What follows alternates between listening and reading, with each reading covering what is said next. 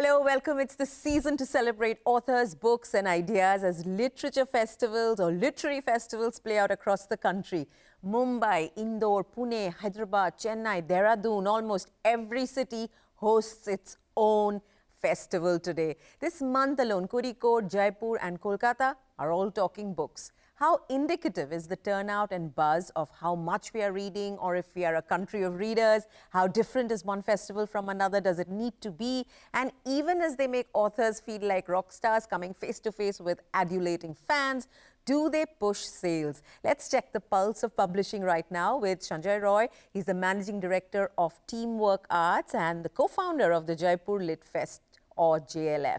Ananth Padmanabhan, CEO of HarperCollins, and Amish Tripathi, writer of many, many bestsellers. Gentlemen, thank you all for joining me on this conversation. Good to see all of you already in this season. This is the season, isn't it? Yes. Amish? It is.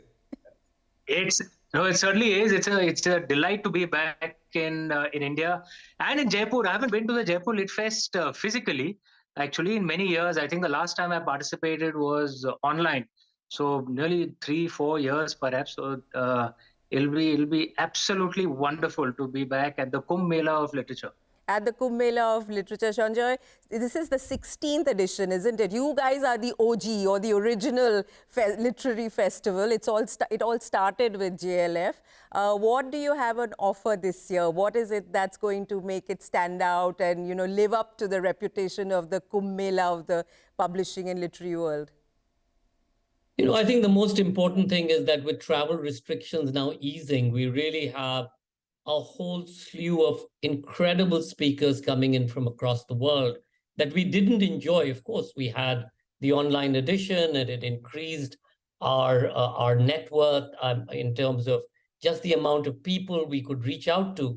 But just being there in person, up close and speaking and listening to some of these amazing writers, whether it's a Nobel laureate or a Booker Prize winner, or the amazing Amish Tripathi, whose new books have come out, and doing that in person, I think that's the most exciting thing.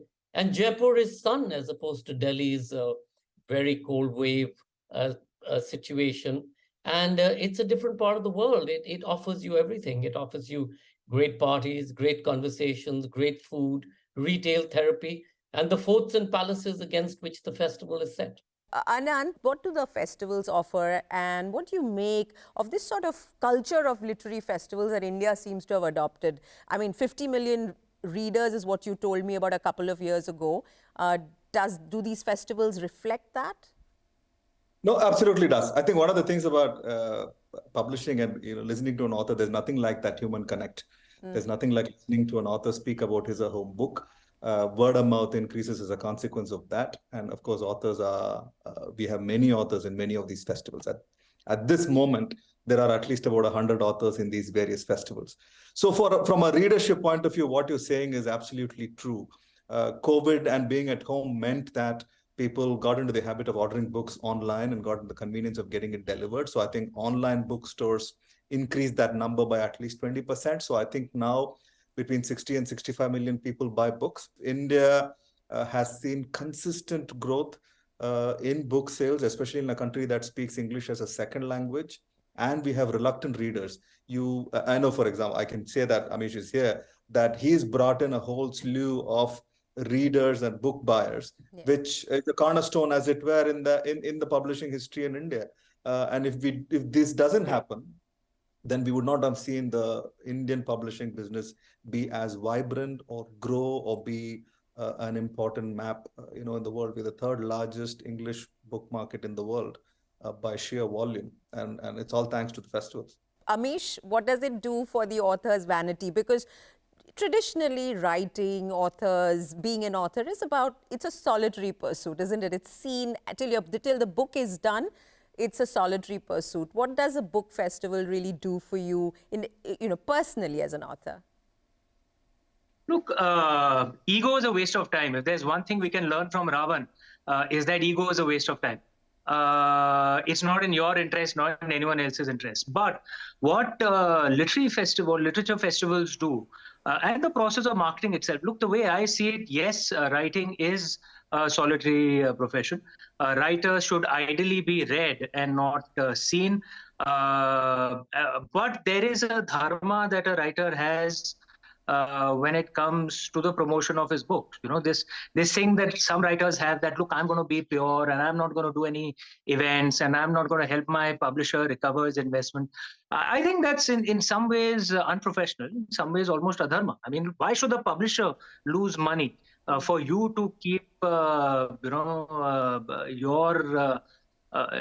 life exactly the way you want it to? Even if there is a source of discomfort, I think it's your duty to do it. The way, I mean, you'll notice that outside of my book launch times, I'm kind of invisible. I don't really, I don't really do as many interviews, or you don't see me around at parties. But at book launch times, it's my duty. I think it's a professional duty to make sure you're available, you help promote the book, and literature festivals are among the best places to do so. It's your job. Sanjoy, is that how writers see it? How have you managed over the years to draw people from, writers, acclaimed writers? You just said, you have a Nobel laureate this year, you have Booker Prize winners this year, you have Sahitya Academy winners. So how do you, what makes writers, get excited about, about festivals? Is it just the fans and coming face to face with them? It's many things. And going back to what Amish said, I remember the first year when I went out to invite V.S. Naipaul, and famously, he refused to come, I think, 6 times before he finally arrived at the 7th time. He said to me, Sanjoy, my job is a writer. My job is not to be a monkey in a circus. But I think the world has changed completely. Today, at the end of the day, as Amish said, in many ways, yes, you may write the most seminal work, but until unless you can get out there and compete, and you are competing with social media, with Netflix, with Amazon, with everything that's assaulting your very being, you don't really get the word out. And it's not enough anymore to say that, oh, when I die, my work will be recognized and realized. And I think writers across the ilk understand that. Now, if you look at, say, much of European, or rather British and American publishing, you'll see that many of the festivals there are publisher-driven. As Amish said, when you write a new book, you go on a tour, and that's your, like a new film, that's your responsibility and your job. However, I think in India, certainly in Jaipur, when we started the festivals, our whole thing was that, can we get behind the book? Can we get to the idea of the book? Can we do so in a sexy way, with music and great hospitality and food and parties and great conversations? And that was really the word of mouth. People are just coming out of the Calicut Kozhikode Literary Festival, where everybody's enjoyed being on the beach. So it's again about, so what's new? But I think more so what the festivals have done, and I think Ananth would be able to get a better sense of it, is that it's created a platform for much more local writing.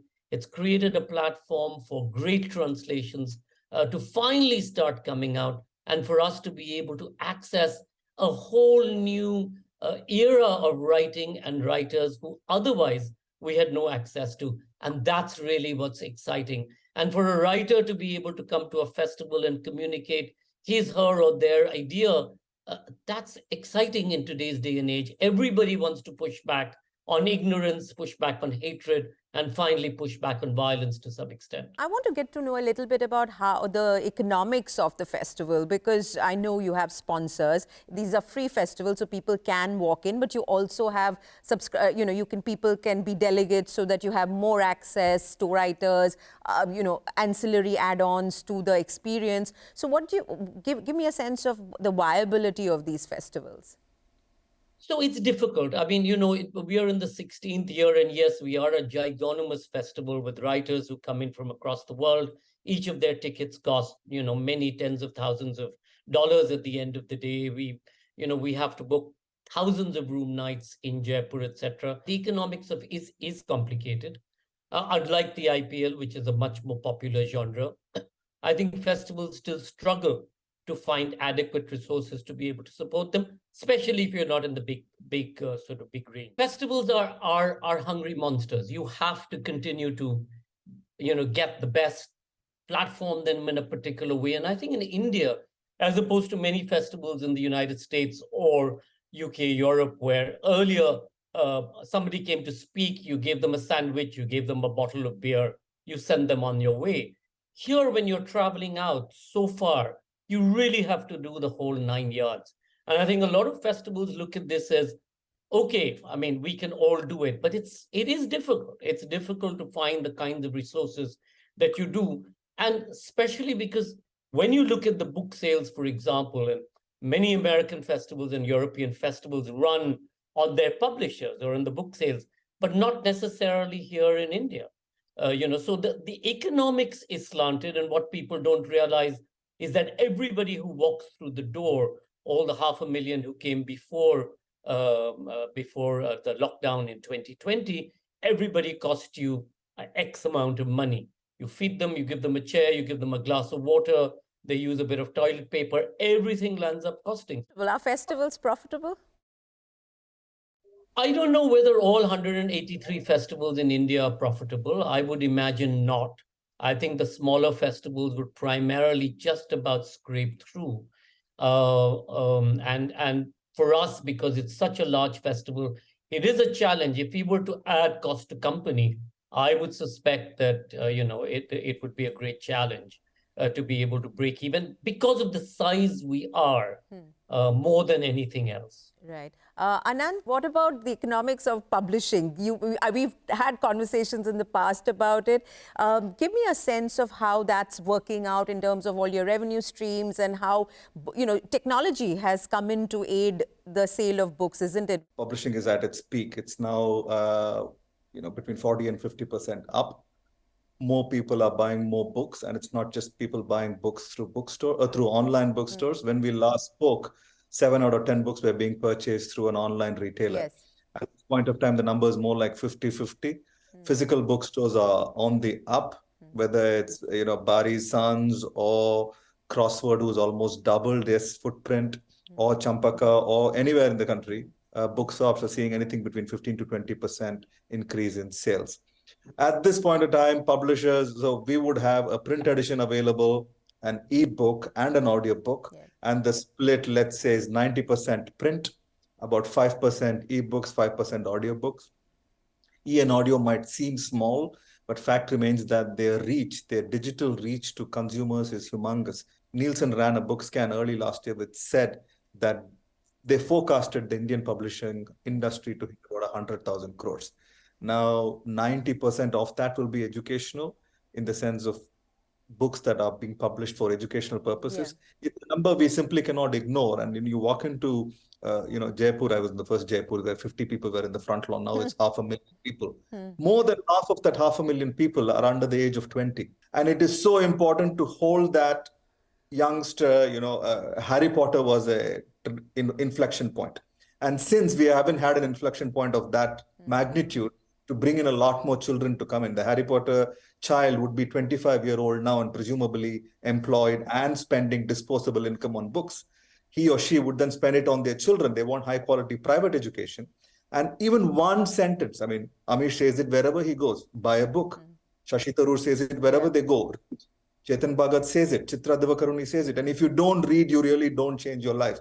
And I think that's what the festival does. It is showing up on sales. The biggest change that the last decade of festivals has done is bring the idea of a celebration to younger generation. Amish, Ananth just said in the past decade. Now you've had 10 books, okay? So I think the last book was your 10th book. And you've seen up close, and you have a personal experience of how this book, how the publishing industry works and where it's come. What are your takeaways? I mean, I know you have a largely young audience that really buys your books and, swears by them, waits for the next editions, especially when they're sequels. What is your sense of the Thankfully, no one swears. Thankfully, no one swears at my books.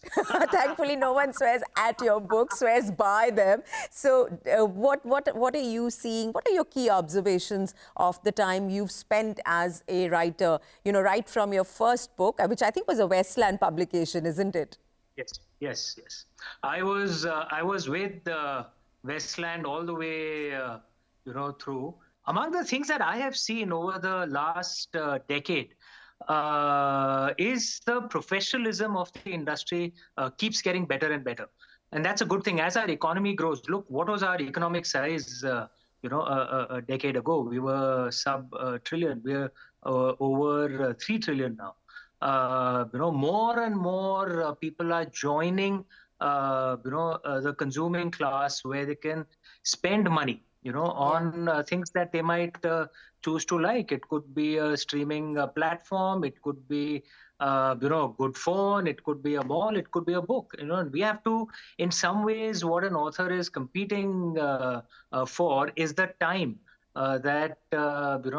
Because you're not just competing with other books. Absolutely. A reader has various choices for where they can spend their time, because 400, 500 rupees is not so much. They spend that much on coffee as well. But why should the reader spend that much money on your book? And to Ananth's point, I think one of the things that a publisher like Harper does very well, because of their education portfolio as well, they really capture the reader young, and they offer a full portfolio, and I don't mean a full portfolio of authors, a full portfolio of an entire distribution network. One of the things that is often forgotten about India is it's more a continent than a country. Distributing and marketing at this scale is not an easy job. And it's only China, US to an extent, can compare to the complexity of selling in this wider market. And for that, therefore, what an author needs is a publisher who has that scale and the ability to manage that scale. What about awards, Sanjoy? The fact that several award-winning writers are there at the JLF is one of the key things that you're putting out to promote the festival. What do awards do for books and the discovery of authors and books? I think if you look at Gitanjali Shree's Tomb of Sand, for example, the fact that they won Daisy Rockwell and she won the International Booker Prize immediately, it propelled it to the top of the sales, whatever. And I think that's what the awards do, especially if it's a credible award. Going back to the whole digital thing, what happened during lockdown, during COVID, for example. Of course, we were always online as well. But what did COVID do? It expanded our 500,000 on-the-ground footprint to the 2021 Jaipur Literature Festival online, which received 27 million people viewing one or the other episode. And episodes had 1 million, like the Ravish episodes or the whatever had 1 million people viewing a episode. You will continue to be hybrid going forward, given this experience? Absolutely. We can't walk back anymore because our audience, as you know, our international audiences have always been US first, UK, and then the Commonwealth countries. Today it's US and UK first and second. China, Germany compete for 3 and 4. 5 is Indonesia. 6 is Uzbekistan. Don't even ask me where that one comes from. 9 is Japan, 10 is Saudi Arabia. And from India, whereas it used to be Rajasthan and Jaipur for about 50-55%, followed by Delhi, Gurgaon, Bombay. Today, it's Delhi, Gurgaon, followed by the East and the Northeast is the primary online India audience, followed by the Bangalores of the world. But what is incredible is the maximum growth is from Cuttack and Bhubaneswar and Calicut and, all of these smaller places that you would never, ever otherwise think of marketing into. And I think for publishers and for writers, that's the unlocking that's happening, not just waiting to happen, but happening. And you're seeing this with bookstores opening in all of these places. Amish, quick question on ChatGPT. A whole, from advertising to the schools and the education system, everybody's wondering what ChatGPT will do. What are the challenges it'll throw up? How do you react to it as a writer? Look, I think many of the things that you read on of ChatGPT it's still early stages, right? So it's not that it gives you deeply insightful stuff, but where I think AI could be useful, and this was some interesting insights I got from Charlie Redmayne, who's the chief of Harper UK, one of the smartest men I've met in publishing. And he said what AI opens up as an opportunity at a first go is actually translations, right? Yeah. So they may not be able to create fresh books, at least, excuse me, not at this point of time, fortunately for writers like me. But when you have to translate books, translations are expensive. A good translation is going to cost you anywhere between, depending on language, if you do, I have 10 Indian language translations, some 10 international languages. So anywhere between 1.5 lakhs to 5 lakhs, it'll cost you per pop translation, which entails a minimum print run. You're not so sure about the translation quality. I myself can check only Hindi. I obviously can't check other I can't check Tamil or Malayalam. I just have to assume that it's been translated properly. But what AI can do, it can translate your book into another language within a day. And the cost would be as low as 500 rupees or 1,000 rupees. So you could theoretically translate into every language in the world. Ananth, how are you watching these trends? What are you seeing? Are these things that you can apply quickly? What are the opportunities you see and what are the challenges also? Technology is only an enabler, whatever we do. If we didn't have technology, if we didn't have online shopping, the world would be backwards by 5 years, I think, especially, with once in a 100-year event like the pandemic. Technology in publishing, yes. Translation is what Amish spoke about. That is something that is being explored. The purists will argue about the turn of phrase and narrative. But for the bulk of reading, the choice between reading a book and reading a book well translated by an award-winning translator, both will exist and only grow the audience.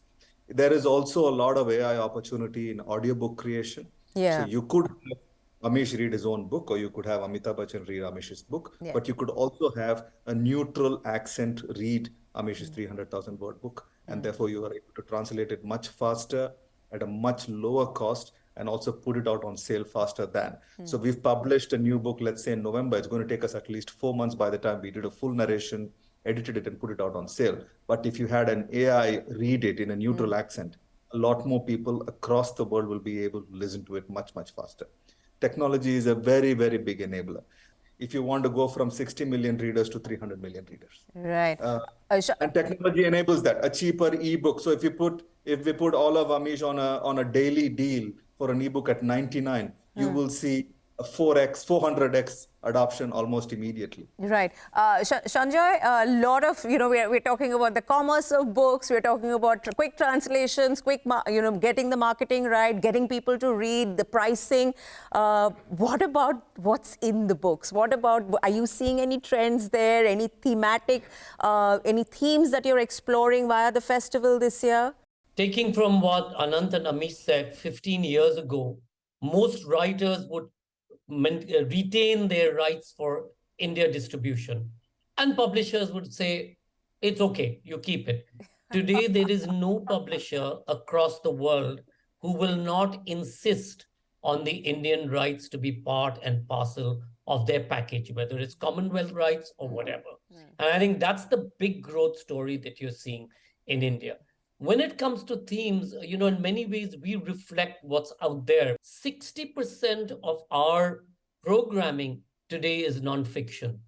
Nonfiction is really the space that we're seeing an incredible growth across topics and issues, everything from mathematics to climate crisis to gender, to understanding yourself, to self-help, to mental health, to science, technology, AI, medicine. You've got Sid Mukherjee coming. That's the great big growth story. And I think a lot of publishers also look at nonfiction being far safer, meaning that you're going to be able to sell 5,000 or 7,000 books as opposed to a fiction book where you're not sure whether it will sell or not sell, especially if you're not a Shobha Day or an Amish Tripathi or an Ashwin Sanghvi. So what do? How do you hedge your bets? And it's really in this other place of geopolitics and so on and so forth that you're seeing publishing moving towards. Topical. Things that are topical. Books that are about the world around us in all its different aspects. Isn't Totally. it? And it's also the assault of what WhatsApp and news is giving you, right? You're getting an update, but you're not getting a perspective. Television debates don't give you perspectives. They give you the controversy. What I think books are giving you is that arm's length distance and a perspective which can completely change what you're being fed through WhatsApp and through news and so on and so forth. I think there lies, one of the future trends to this particular publishing industry, certainly in India and certainly in Southeast Asia. I'm going to get one question into each one of you about what you're reading. You can go first, Sanjoy, and then I'm going to close it with Amish. I read at least 6 or 8 books at the same time. One recommendation. Well, Simon Sebag Montefiore's new book, The Family History of the World, is incredible. You understand that all one did from the beginning of the time is maimed, murdered, raped, bought, or slept with your wife, daughter, etc., for power. But the more interesting, Nasreen Munni Kabir's book on Javed Akhtar Saab, it's a conversation, very revelatory, very interesting, as is Breath of Gold, Hari Prasad Chaurasia's new biography by Satya Saran. Fascinating to know that these are the kinds of people we still have walking in our midst. Ananth? If you want a knife in my back and choose just one book? Yes. Yes. No, so I'm going to say this. I think quite risk that. Exactly. It's the season of books. It's a festival of books. It's the time as the new year starts. Okay, don't recommend. Just give us what you're reading now. Oh, I'm going to say just go buy any book. I really, if I pick one of our books, I'm going to let it be. I'm going to say just buy books, buy any book, buy it for yourself, buy it for a friend, buy it for anybody else. Well, I want to leave with a quick data point. Half of publishing in India is non-fiction, but fiction is 20%. It's a very huge number. Right. But read any of our books. Read any of our books. Amish, you've got to tell us what you're reading. Look, you don't have to struggle or fight for readers, right? You have a huge fan base, and that continues to grow. Tell us what you would recommend, and also what you're looking forward to at the JLF, and perhaps even Kolkata if you're headed there next. No, since I'm also published by Ananth, first of all, I'm going to assume he was recommending my book. The authors and their vanity. You're on the show already. But the books that I would suggest, I'm reading a lot of Niall Ferguson these days. Okay. So he's a brilliant British historian, scholar. He's a defender of the British Raj, so I'm not really a fan of that. But the way I see it, it's good to read the works of those who you may disagree with, because that's how you grow. I would recommend, I'm just on Doom by Niall Ferguson. And another book I'd recommend is Sanjeev Sanyal's Revolutionaries. Yeah. I read it before it was published. I recommended it very strongly. It's a different part of the freedom struggle that hasn't got as much airtime. The work that so many revolutionaries did, including right at the end, Netaji Bose and the INA and the naval cadets who revolted against the British Army. Fascinating book. Okay. And what I'm looking to at the Jaipur Litfest, just engaging with readers, man. It's great to be back after so long and meeting Sanjoy, meeting Ananth. Face to face. I wish you all a great time at JLF and Kolkata after that. And I don't know what else is lined up on the festival calendar, but good luck to all of you. And it was really lovely having you here on this conversation. Thank you very much. And thank you for watching. Catch another show of Media Dialogues next week. Thank you.